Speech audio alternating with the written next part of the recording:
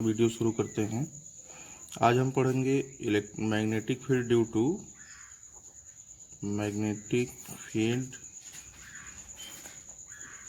Due to straight wire.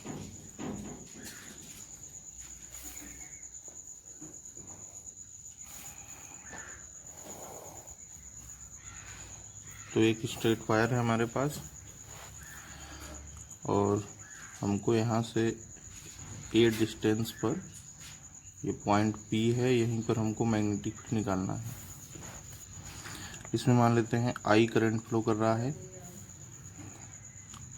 तो यहाँ से L डिस्टेंस नीचे मान लेते हैं। सपोज दैट यहाँ पर एक छोटा सा करंट एलिमेंट है IDL, और इस करंट एलिमेंट IDL से इस पॉइंट का जो पोजीशन वेक्टर है वो मान लेते हैं क्या है, R है, और ये जो एंगल है वो क्या है, मान लेते हैं थीटा है।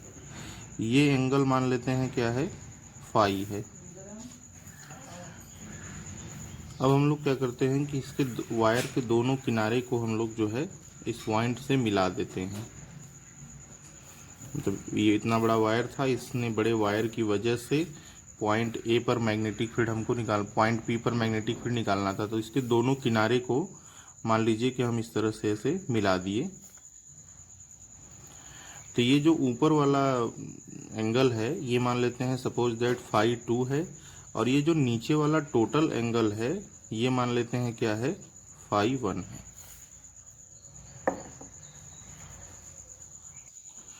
अब इस छोटे से एलिमेंट की वजह से यहाँ पर जो मैग्नेटिक फील्ड होगा उसको हम कैसे लिखेंगे, magnetic field due to a small current element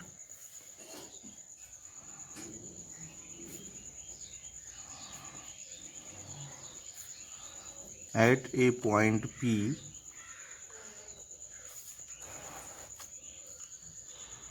अब बायो सेवर्ट ला लगाना पड़ेगा। तो dB is equal to formula होता है म्यू नॉट अपान में 4 पाई IDL साइन एंगल कितना है, थीटा ही है, तो IDL साइन थीटा अपान में एलिमेंट से लेके यहाँ तक का जो डिस्टेंस है वो क्या है, R है, तो यहाँ से यहाँ तक का डिस्टेंस R²। अब हम इसको इक्वेशन नंबर 1 बना लेते हैं। अब हम लोग क्या करेंगे, यहाँ पर देख रहे हैं कि DL भी वेरिएबल है, थीटा भी वेरिएबल है, R भी वेरिएबल है, तो हम इंटीग्रेट नहीं कर पाएंगे। इंटीग्रेट करने के लिए एक ही वेरिएबल का होना जरूरी है। तो हम लोग क्या करेंगे कि जितने भी वेरिएबल हैं उन सबको फाई में कन्वर्ट करने का प्रयास करेंगे, और फाई में कन्वर्ट करते समय हम स्मॉल a को ले सकते हैं, क्योंकि स्मॉल a क्या है, कांस्टेंट है। स्मॉल a क्या है कि पॉइंट से वायर के बीच का परपेंडिकुलर डिस्टेंस।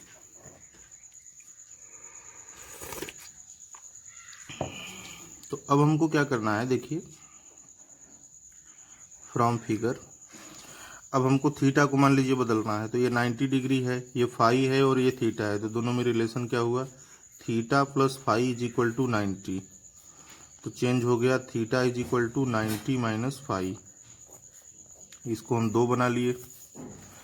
अब इसी तरह से अगर हमको क्या चेंज करना है, R चेंज करना है, तो हमको ये चेक करना पड़ेगा कि A में, R में और फाई में क्या रिलेशन है। तो हम लोग देख रहे हैं कि अगर हम कास फाई लगा दें तो बेस अपान में हाइपोटेनियस हो जाएगा, तो हमको रिलेशन आ जाएगा।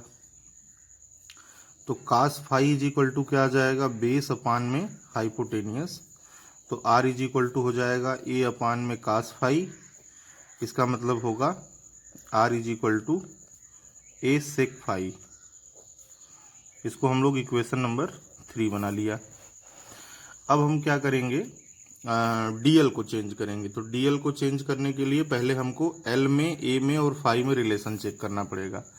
तो L में, A में और फाई में क्या रिलेशन दिख रहा है, tan का रिलेशन दिख रहा है। तो tan phi is equal to क्या हो जाएगा, परपेंडिकुलर अपान में बेस। तो यहाँ से L इज इक्वल टू कितना आ गया, A tan फाई। लेकिन हमको क्या चाहिए, DL चाहिए, तो हम इसका डिफ्रेंसिएशन कर देंगे दोनों तरफ। तो DL का डिफ्रेंसिएशन DL हो जाएगा, A बाहर, tan फाई का सेक स्क्वायर फाई, और साथ में D फाई भी लिखना पड़ेगा हमको। तो ये हमारा इक्वेशन नंबर 4 हो गया। अब जितने भी वेरिएबल थे वो सब फाई में कन्वर्ट हो चुके हैं। तो 2, 3 और 4 से इक्वेशन 1 में वैल्यूज पुट करेंगे। Putting values in equation 1। तो चलिए 1 में पुट करते हैं। तो 1 में पुट करेंगे तो क्या हो जाएगा, d B is equal to mu nought upon में 4 पाई आई। अब डीएल का मतलब क्या है, a sec square phi d phi sine theta. तो साइन थीटा के जगह पर 90 minus phi I dl sine theta हो गया। नीचे आर स्क्वायर, तो आर कितना है, ए सेक फाई, तो ए square sec square phi.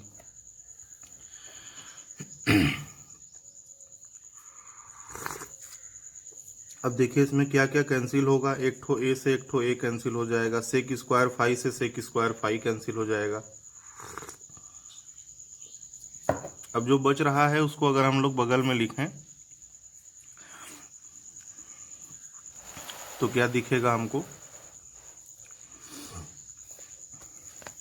D B is equal to mu nought upon में 4 पाई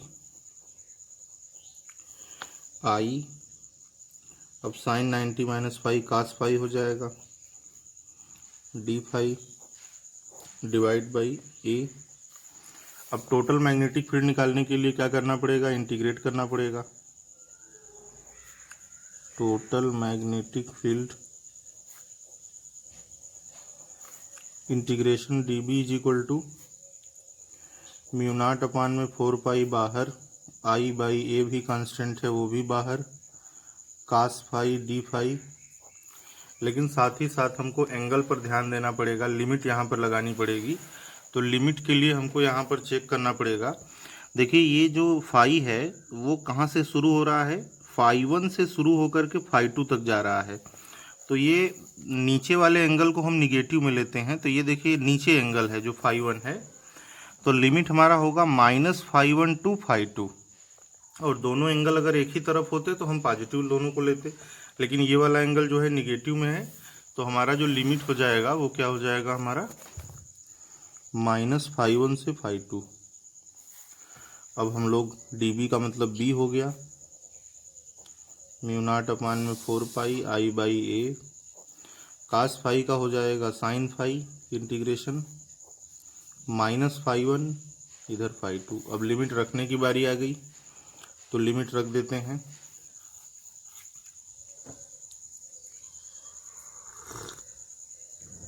म्यू नॉट अपान में 4 pi I by a sine φ2 minus sine -φ1, क्योंकि ये वाला एंगल क्या है, माइनस में है। हम लोग जानते हैं कि sine minus theta is equal to minus sine theta होता है, इसलिए ये प्लस हो जाएगा। यहाँ पर लिख देते हैं, एक फार्मूला होता है चूंकि sine minus theta is equal to minus sine theta, तो इस फार्मूले के हिसाब से ये माइनस इधर आ जाएगा तो प्लस हो जाएगा। तो b इज इक्वल टू क्या आ गया, म्यू नॉट अपान में 4 pi I by a sine φ2 plus sine φ1। बस अब ये हमारे पास एक फार्मूला आ गया इनफाइनाइट स्ट्रेट वायर की वजह से मैग्नेटिक फील्ड का। काफ़ी इंपॉर्टेंट फार्मूला है और इसका 1-2 बार प्रैक्टिस करना पड़ेगा, तब जाके अच्छे से आएगा। अब इसमें देखिए कुछ हम स्पेशल केस कर लेते हैं। पहला केस ये है, केस 1। अब मान लीजिए कि आपके पास जो वायर है उसका जो लेंथ है वो क्या है, इनफाइनाइट है। मतलब मान लीजिए हमको यहाँ पे निकालना था और इसका जो लेंथ है वो दोनों तरफ इनफाइनाइट है, मतलब इस पॉइंट के नीचे भी इनफाइनाइट लेंथ का, ऊपर भी इनफाइनाइट लेंथ का। तो जब वायर का लेंथ बहुत बड़ा हो जाएगा तो ये जो एंगल हम लोग इस तरह से बनाए हुए थे, तो ये एंगल बढ़ते बढ़ते बढ़ते बढ़ते 90 डिग्री को टेंड कर जाएगा। अगर ये काफ़ी बड़ा हो जाएगा तो एंगल 90 को टेंड कर जाएगा। तो इसका मतलब है कि ऊपर वाला एंगल भी 90 हो जाएगा, नीचे वाला एंगल भी 90 हो जाएगा। तो if length of wire is infinite, then अब वायर का लेंथ अगर इनफाइनाइट हो गया तो φ1 भी 90 डिग्री हो गया और φ2 भी 90 डिग्री हो गया। तो इस सिचुएशन में इस फार्मूले में रखेंगे तो हमारे पास फार्मूला क्या आ जाएगा, μ0 अपान में 4 पाई 2i/a, क्योंकि sin 90 प्लस sin 90 1 + 1 2 हो जाएगा, इसका मल्टीप्लाई इसमें हो गया। अब इसमें दूसरा स्पेशल केस, मान लीजिए कि वायर का जो लेंथ है वो दोनों तरफ 90 डिग्री नहीं है, एक ही तरफ है, जैसे ये इस तरह से हमको मतलब यहीं पे निकालना है, यहीं पे हमको निकालना है, नीचे वायर नहीं है, केवल ऊपर ही वायर है, एक किनारे पर हमको निकालना है। तो नीचे वायर नहीं है तो एंगल 0 हो जाएगा और ऊपर का एंगल 90 हो जाएगा। तो इसका मतलब एक एंगल 90 एक एंगल 0। तो इस सिचुएशन में क्या हो जाएगा, इस सिचुएशन में देख रहे हैं कि φ1 जो है वो 90 हो गया और φ2 जो है वो 0 हो गया। तो अगर एक तरफ इनफाइनाइट रहेगा तो उस केस में मैग्नेटिक फील्ड क्या आ जाएगा, μ0 अपान में 4 पाई केवल I/a। उसमें 2I/a आया था, इसमें केवल I/a आ जाएगा।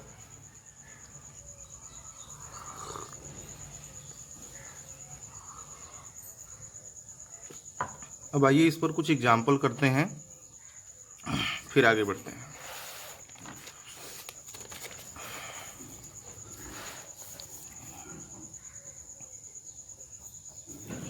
अब पहला एग्जाम्पल है कि मान लीजिए कि हमारे पास एक स्क्वायर है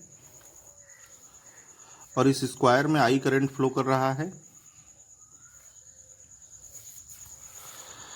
और इस स्क्वायर का जो साइड है वो मान लीजिए क्या है, स्मॉल r है, और हमको जो है इस पॉइंट पर मैग्नेटिक फील्ड निकालनी है। तो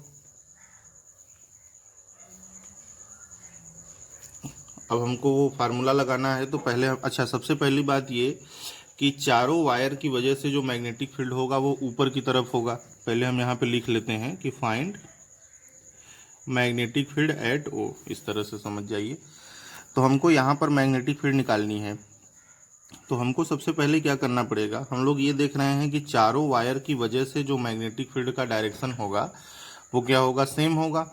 तो इसका मतलब एक वायर का मैग्नेटिक फील्ड निकाल लें और 4 से मल्टीप्लाई कर लें, तो बी नेट जो होगा वो क्या हो जाएगा, 4 मल्टीप्लाइड बाई μ0 अपान में 4 पाई I/a, जो फार्मूला है वही लगा रहे हैं। तो I करंट इसमें I है, तो I/a का मतलब होता है वायर से पॉइंट के बीच का परपेंडिकुलर डिस्टेंस। तो जब यहाँ से यहाँ तक R है तो ये एंगल कितना हो जाएगा, R, अरे ये डिस्टेंस कितना हो जाएगा, R/2 हो जाएगा। तो I/a के जगह पे क्या लिखना पड़ेगा, R/2। फिर होता है साइन φ1 प्लस साइन φ2। तो देखिए स्क्वायर के केस में ये 90 डिग्री होता है, तो ये हो जाएगा 45 और ये भी हो जाएगा 45। तो साइन 45 प्लस साइन 45 ये होगा हमारे पास। तो अब हम लोग क्या कर सकते हैं, इसको अगर हम थोड़ा सा सॉल्व करें तो ये देखिए μ0 अपान में पाई 2I/r साइन 1/√2 प्लस 1/√2। तो μ0 अपान में पाई 2/r इंटू 2/√2। तो इससे इसको करेंगे तो ये √2 आ जाएगा ऊपर। तो आंसर हमारा कितना आ गया, μ0 अपान में पाई 2√2 I/r, और डायरेक्शन क्या हो जाएगा, बाहर, इस तरह से। ये हो गया हमारा इसका आंसर। अब आइए अगला एग्जाम्पल देखते हैं इसी तरह का। मान लीजिए कि हमारे पास एक इक्विलेटरल ट्रायंगल है और इस इक्विलेटरल ट्रायंगल का जो साइड है वो मान लीजिए स्मॉल r है। इसमें I करंट फ्लो कर रहा है। इसके सेंटर पे मैग्नेटिक फील्ड निकालना है। Find magnetic field at O, मतलब सेंटर पे निकालना है, यहाँ पर O है मान लीजिए। तो यहाँ पर भी हम लोग देख रहे हैं कि तीनों वायर की वजह से जो मैग्नेटिक फील्ड का डायरेक्शन है वो सेम होगा। तो एक वायर का निकाल लें और 3 से मल्टीप्लाई कर दें। तो किसी भी एक वायर को सेलेक्ट कर सकते हैं। तो हम मान लीजिए इसी वायर को सेलेक्ट कर लेते हैं। तो यहाँ से इस पर परपेंडिकुलर डालना पड़ेगा, परपेंडिकुलर डाल दिया। अब इसी को हम स्मॉल ए कहते हैं। तो ये पूरा एंगल कितना होगा, ये पूरा 60 होता है तो ये 30 हो जाएगा, ये 30 हो गया, ये 30 हो गया, ये तो 90 है ही। इसका मतलब ये कितना हो जाएगा, ये 60 हो जाएगा, ये यहाँ लिख देते हैं, और ये भी कितना हो जाएगा, 60 हो जाएगा।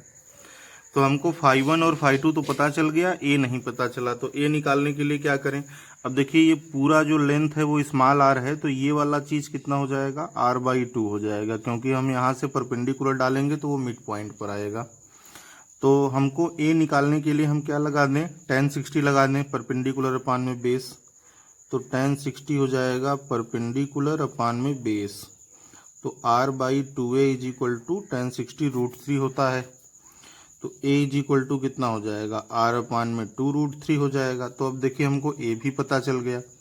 तो अब हम डायरेक्ट आंसर क्या लिख सकते हैं, b net is equal to 3 multiplied by μ0/4 pi i by a का मतलब r/2 √3 साइन फाई 1 मतलब साइन 60 प्लस साइन 60, ऐसे तब sine phi 1 plus sine phi 2। तो अब इसको भी सॉल्व कर लेंगे, बस आंसर आ जाएगा। तो μ0/4 पाई 2√3 i by r into 3 into √3/2 plus √3/2 √3 हो जाएगा।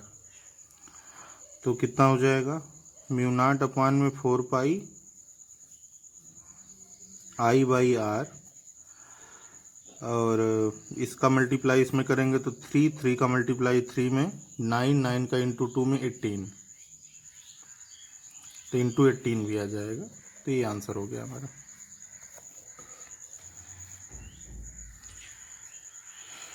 तो चलिए आज के लिए इतना ही रखते हैं, फिर अगले वीडियो में मिलेंगे, तब तक के लिए धन्यवाद।